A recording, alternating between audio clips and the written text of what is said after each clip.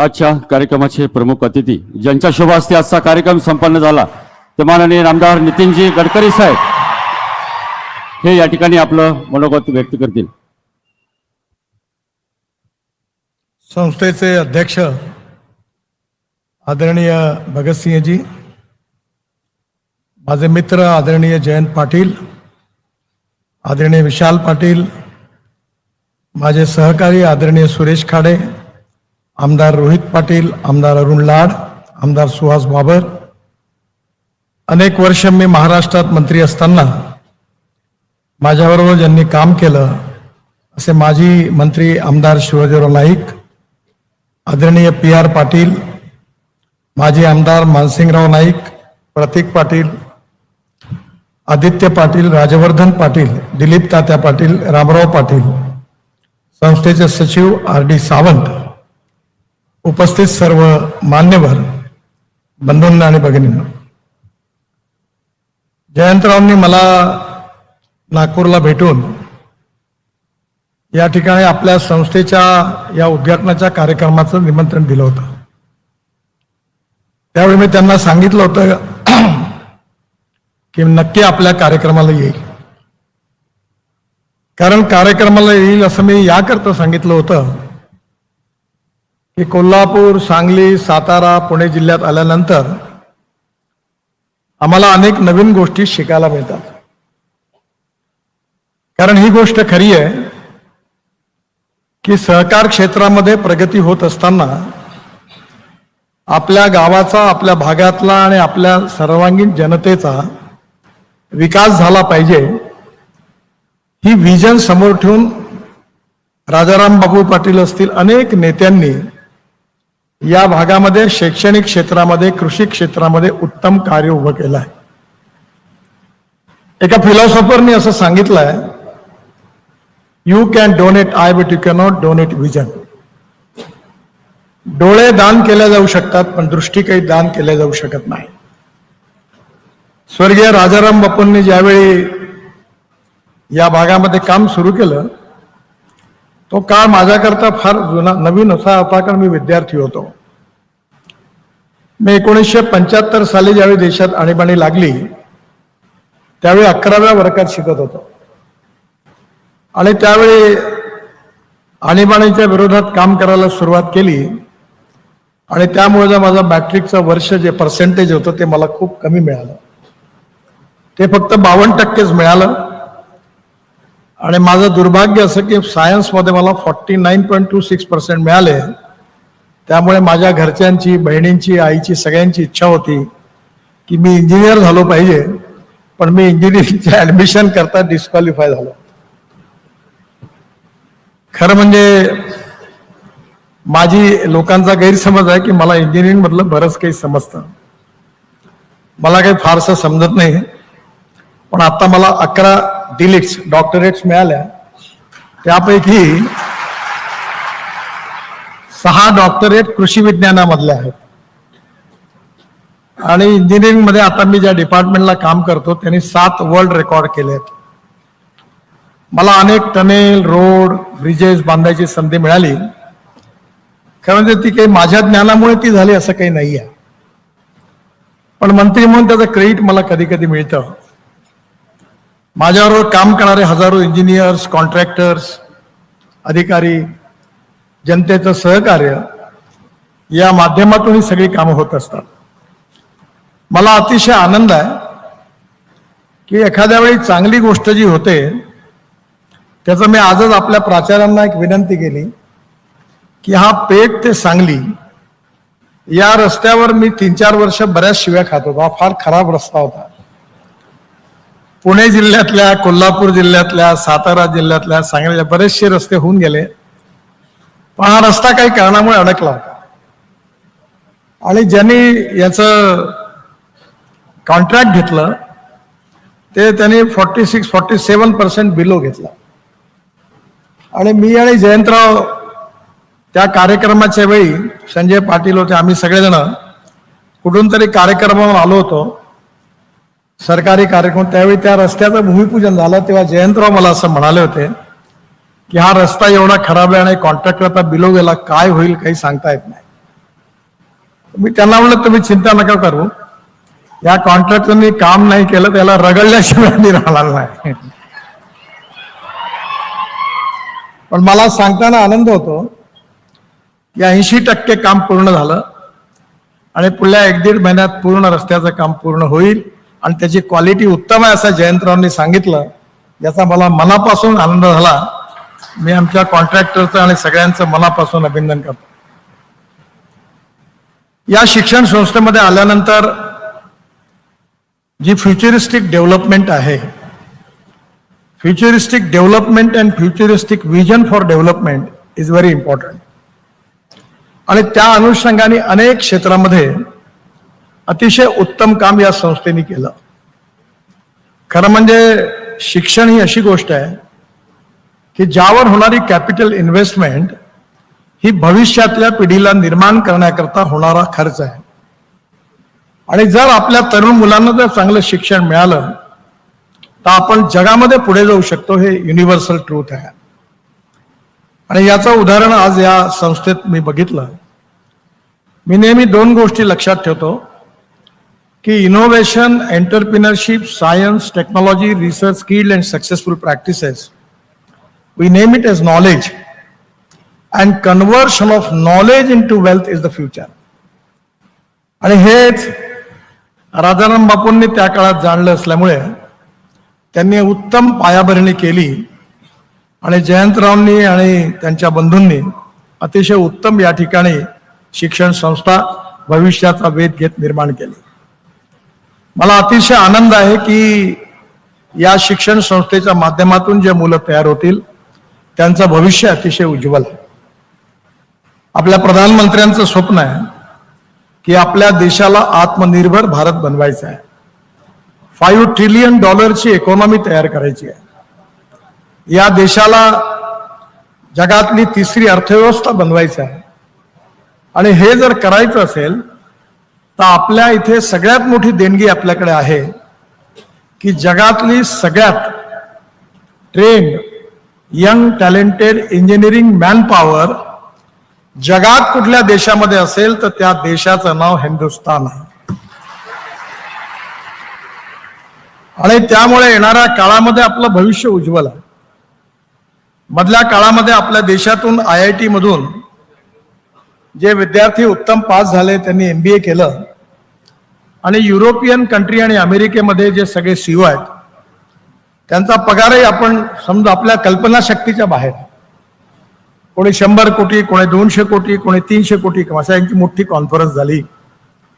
आणि योगायोगाने त्या कॉन्फरन्सचं उद्घाटन व्हिडिओ कॉन्फरन्सने मला करण्याची संधी मिळाली.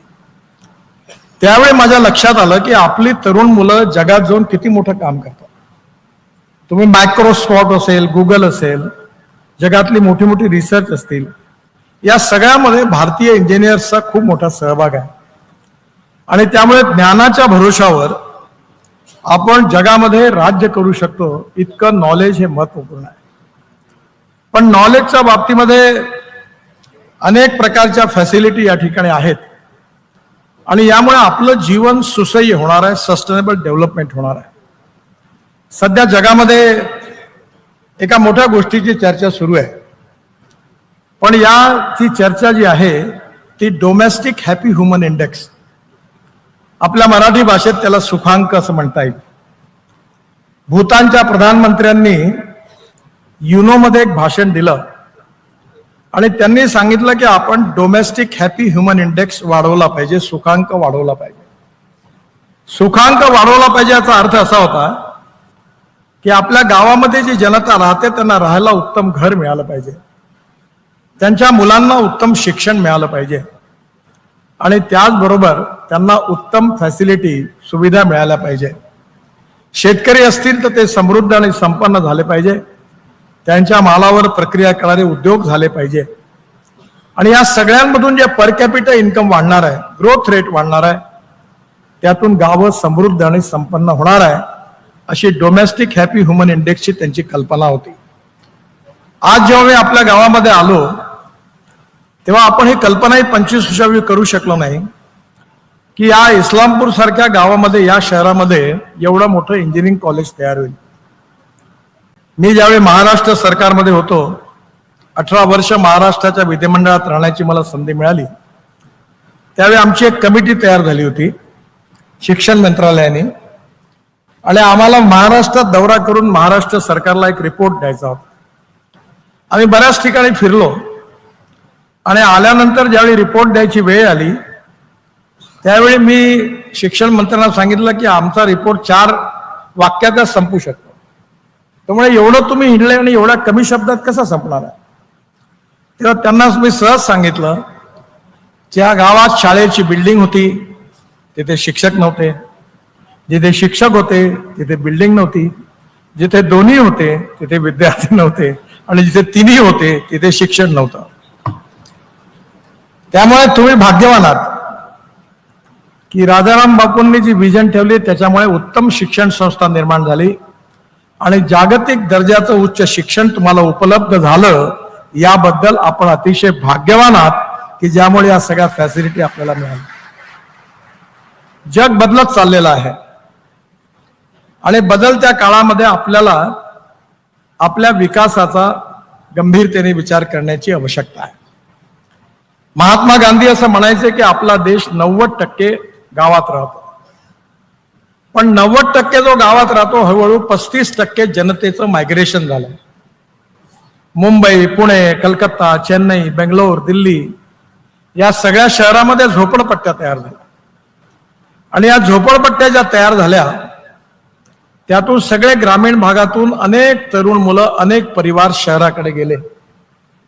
ते खुशीने नाही गेले, ते मजबुरीने गेले. गावात राहायचं असेल तर गावामध्ये प्यायला पाणी नव्हतं शुद्ध मिळत, मुलांकरता शिक्षणाच्या सुविधा नव्हत्या, गावात जायला रोड नव्हता. मी विद्यार्थी असताना माझ्या शेतीवर डेअरी टाकली आणि माझा अनुभव एवढा भयंकर आहे की नंतर मला ती बंद करावी लागली. कारण माझ्या गावामध्ये एक व्हेटरनरी डॉक्टर होता. ज्यावेळी माझ्याकडे गाय आणि म्हैस गरम व्हायची त्यावेळी डॉक्टर गायब राहायचा, आणि ज्यावेळी डॉक्टर गावात राहायचा तेव्हा गाय म्हैस गरम होत नव्हती. शेवटी कर्जाच्या बोजात शेवटी विकून टाकली डेअरी. आता पुन्हा सुरू केली, कारण गावामध्ये ज्या आवश्यक फॅसिलिटी होत्या त्याकडे दुर्लक्ष झालं. आणि त्यामुळे आज आपल्या देशामध्ये रूरल, ऍग्रिकल्चर, ट्रायबल आणि जंगल या 4 क्षेत्रामध्ये आता 65% लोकसंख्या आहे. आणि आपल्या जगाच्या GDP ग्रोथ मध्ये 22 ते 24% मॅन्युफॅक्चरिंग सेक्टरचं योगदान आहे, 52 ते 54% सर्व्हिस सेक्टरचं योगदान आहे, आणि 14% फक्त ऍग्रिकल्चर आणि रूरल सेक्टरचं योगदान आहे. जर आपल्या देशाला खऱ्या अर्थाने प्रगतिशील, समृद्ध आणि संपन्न बनवायचं असेल तर शहरी भागाच्या बरोबरीने जोपर्यंत गावांचा विकास होणार नाही, शिक्षणापासून हेल्थ सर्व्हिस पर्यंत आणि रोजगारापासून तर सस्टेनेबल इन्फ्रास्ट्रक्चर पर्यंत विकास होत नाही, तोपर्यंत भारत आत्मनिर्भर बनू शकत नाही, हे सत्य आहे. आणि म्हणून या काळामध्ये आपल्याला road infrastructure, water, power, transport and communication हे 4 महत्वाचे इन्फ्रास्ट्रक्चर आहेत. मी जेव्हा महाराष्ट्रामध्ये मंत्री होतो, शिवाजीरावांना आठवत असेल, त्यावेळी आमच्या एका सेक्रेटरीने मला एका पुस्तकामधलं अमेरिकन प्रेसिडेंट जॉन एफ केनेडीचं वाक्य दाखवलं होतं. जॉन एफ केनेडी काय म्हणाले होते? त्यांनी असं सांगितलं की American roads are not good because America is rich, but America is rich because American roads are good. America श्रीमंत त्यामुळे अमेरिकेतले रस्ते चांगले नाही झाले, तर अमेरिकेतले रस्ते चांगले झाले म्हणून अमेरिका श्रीमंत झाली. आता मी जयंतरावांना सांगत होतो की आम्ही आता मुंबई पासून बंगलोर पर्यंत द्रुतगती महामार्गाच्या कामाला सुरुवात केली आहे. मुंबईवरून तुम्ही अटल ब्रिज, आता तुम्हाला या पुणे मुंबई हायवेने येण्याची गरज नाही, तुम्ही पण मला बांधण्याची संधी मिळाली. आता मला आपले भाऊ सांगत होते की विमान येतं कोल्हापूरला, मग 50 मिनिटात आम्ही पोहोचतो. ते म्हणलं 3 वर्षात विमान सर्व्हिस बंद होईल, कारण आम्ही अटल ब्रिजच्या नंतर नवीन मुंबई बंगलोर हायवे बांधतोय. त्यामुळे अटल ब्रिज क्रॉस केल्यानंतर 1 ते सव्वा तासात पुणे रिंग रोडवर, आणि पुण्यावरून पुणे बंगलोरमध्ये म्हणजे 5.5 तासात मुंबई ते बंगलोर होणार आहे. तेव्हा मुंबई ते इस्लामपूर हे 3 तासात होईल. तर तुमचा विश्वास आज बसणार नाही.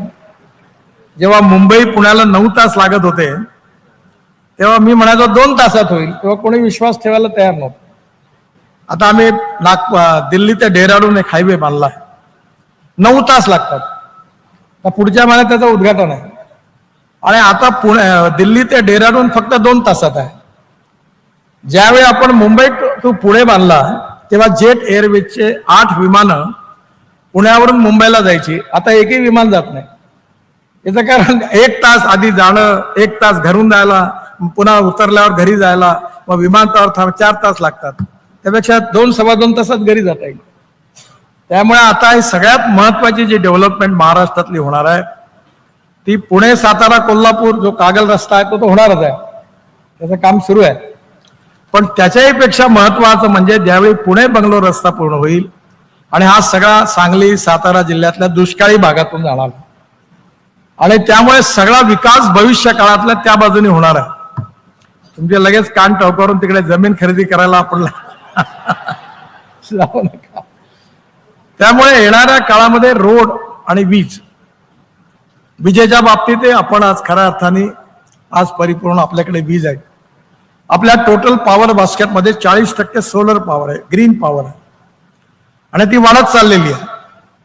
मी आज जेव्हा आपल्या कोकणातून येत होतो, पहाडातून बघत होतो, जसं मला ऊस दिसला आणि सगळे हळूहळू कारखाने दिसले, मी सांगितलं हे सांगली जिल्हा लागला आपल्याला. आज जगामध्ये भारतामध्ये पर कॅपिटा इन्कम सगळ्यात जास्त कोणत्या जिल्ह्यात आहे त्याचं नाव कोल्हापूर आहे. पण मला वाटलं कोल्हापूर जिल्हा खूप प्रगतीमध्ये आहे, पण मधल्या काळात कर्नाटकच्या विधानसभा निवडणुकीकरता मी हेलिकॉप्टरमधून बेळगाव जिल्ह्यात फिरलो. ते कोल्हापूरच्याही पुढे आहेत, कारण कर्नाटकमध्ये बेळगाव जिल्ह्यामध्ये मला वाटते 24 का 26 कारखाने आहेत आणि त्यांची कॅपॅसिटी खूप जास्त आहे. एक कारखाना तर काहीतरी 80,000 टन पर डे त्यांचं क्रशिंग आहे.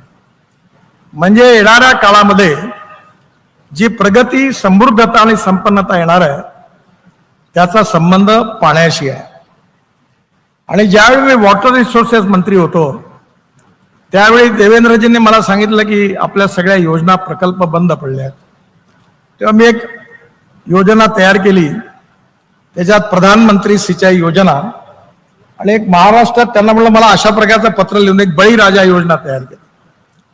टेंभू, म्हैसाळ या सगळ्या जे 50% जास्त कामं झाली होती पूर्ण, त्याला भारत सरकारकडनं पैसे दिले, जवळपास 15,000 कोटी रुपये. त्यावेळी मी वॉटर रिसोर्स मंत्री होतो आणि मला खूप आनंद झाला, कारण गणपतराव देशमुख माझ्याकडे नेहमी यायचे आणि त्यांच्याकडे गणपतरावचं गाव कोणतं आपलं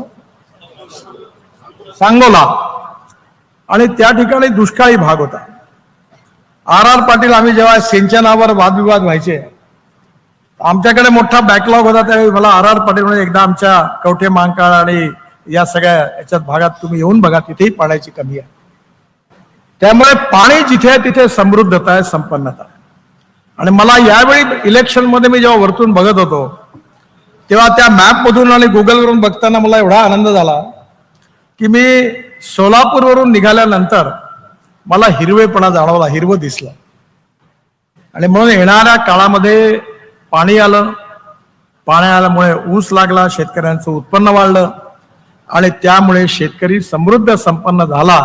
आणि जेव्हा शेतकरी समृद्ध संपन्न झाला तेव्हा राजाराम पाटील सारख्या द्रष्ट्या नेत्यांनी शिक्षण संस्था, हेल्थ सर्व्हिसेस अनेक गोष्टी केल्या. जयंतराव, माझी आपल्याला एक विनंती आहे की आपण प्रायोरिटी रुरल, ऍग्रिकल्चर, ट्रायबल याच्यामध्ये जल, जमीन, जंगल आणि जानवरवरच्या टेक्नॉलॉजीला थोडी अजून जास्त देता आली तर बघा.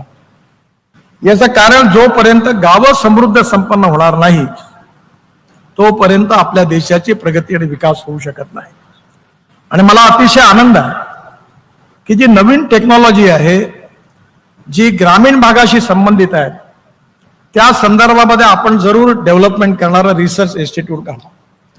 आता आम्ही बगास पासून, राईस स्ट्रॉ पासून आणि सगळ्या बायोमास पासून डांबर तयार केलं.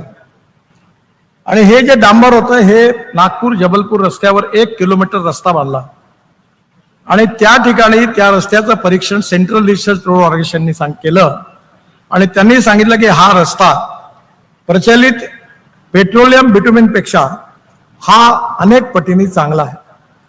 आणि आता शेतकरी अन्नदाता नाही तर ऊर्जादाता झाला, ऊर्जादाता नाही तर इंधनदाता झाला, आणि आता इंधनदाता नाही तर हवाई इंधनदाता झाला. कारण आपण पानिपतला परळीपासून 1,00,000 litre ethanol, 150 ton bio bitumen आणि 78,000 टन बायो एव्हिएशन फ्युएल बनवायला सुरुवात केली. आता तो दिवस दूर नाही आहे की शेतकऱ्यांनी तयार केलेल्या हवाई इंधनावर विमानं जगातली चालतील आणि भारत त्यात सगळ्यात पुढे राहणार आहे. आणि आता हायड्रोजन हे तर फ्युचरच आहे. माझ्याकडे हायड्रोजनची गाडी आहे, मर्सिडीज पेक्षाही चांगली आहे, आणि त्याचं नाव आहे मिराई. मिराई म्हणजे ती भविष्य, जपानी वर्ड आहे मिराई.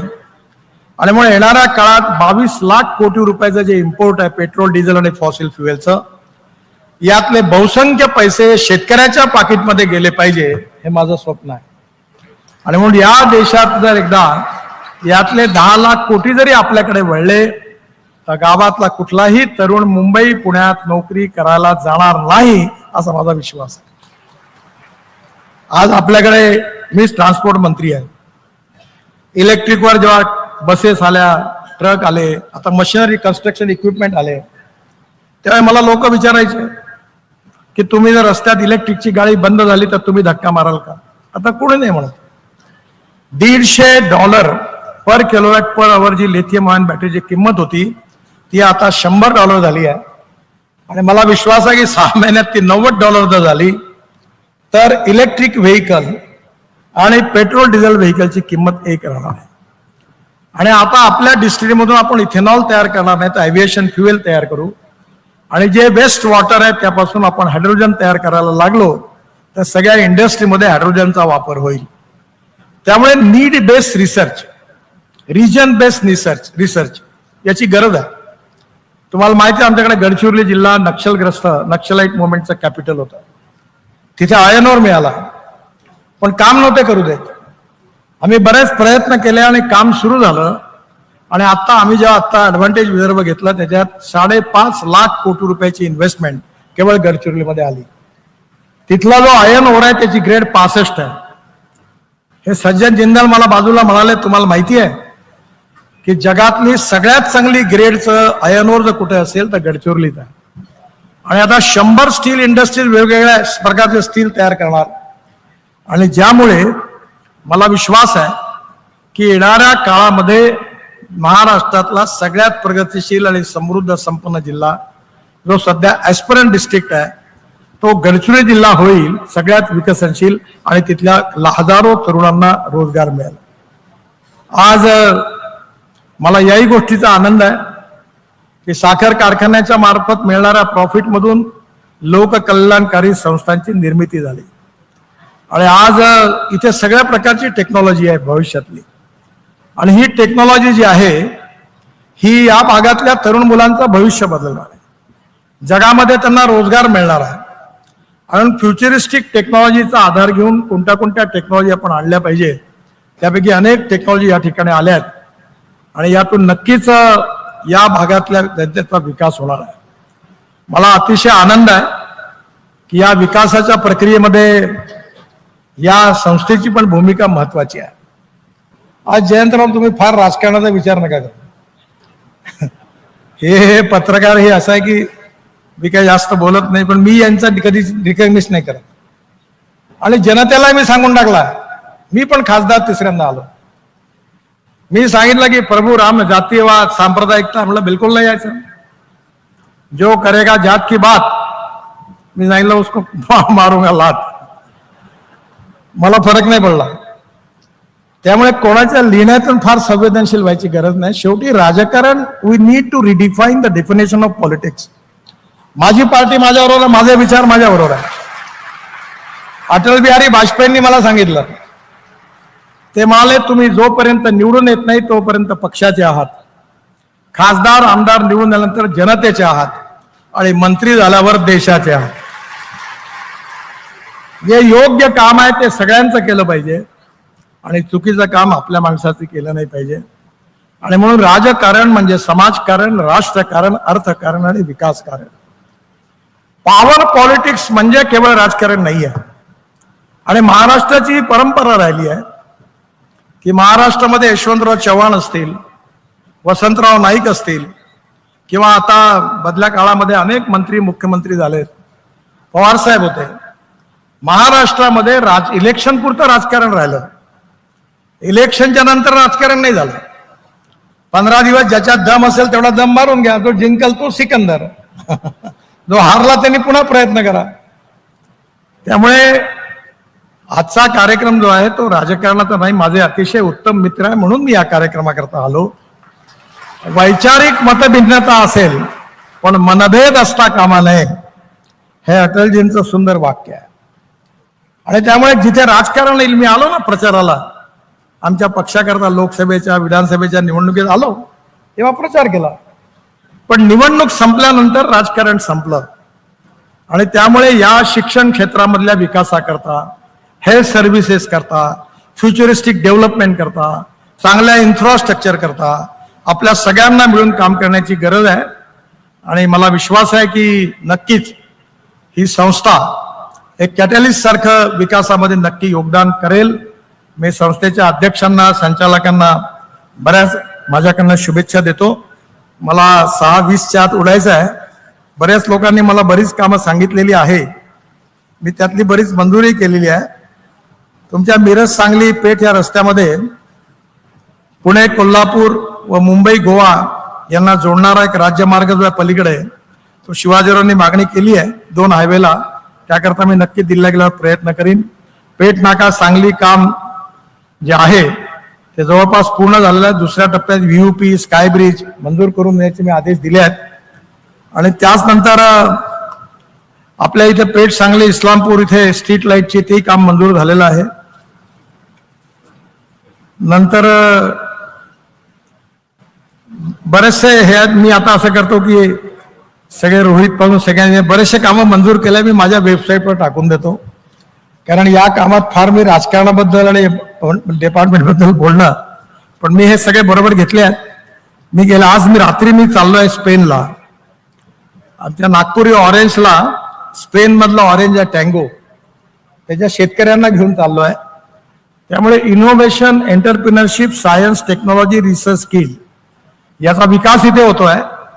आणि no material is waste and no person is waste. It is depending upon the appropriate technology and appropriate vision of the leadership that you can convert waste into wealth. आणि त्यामुळे कृषी विकासाकरता जयंतरावांनी प्राधान्य द्यावं. त्यांनी उत्तम साखर कारखाना चालवला. आमच्यासारख्या विदर्भासारखी स्थिती नाही आहे. मी नेहमी सांगतो की तुमचे साखर कारखाने म्हणजे मेरिट वाले आलेल्या मुलांची शाळा. मराठवाड्यामध्ये फर्स्ट क्लास. आणि आमच्याकडे जे 100 पेक्षा 33 पेक्षा कमी मार्क घेतात 5 श्रेणीमधले त्यांची आहे. मी सध्या 4 साखर कारखाने चालवतो.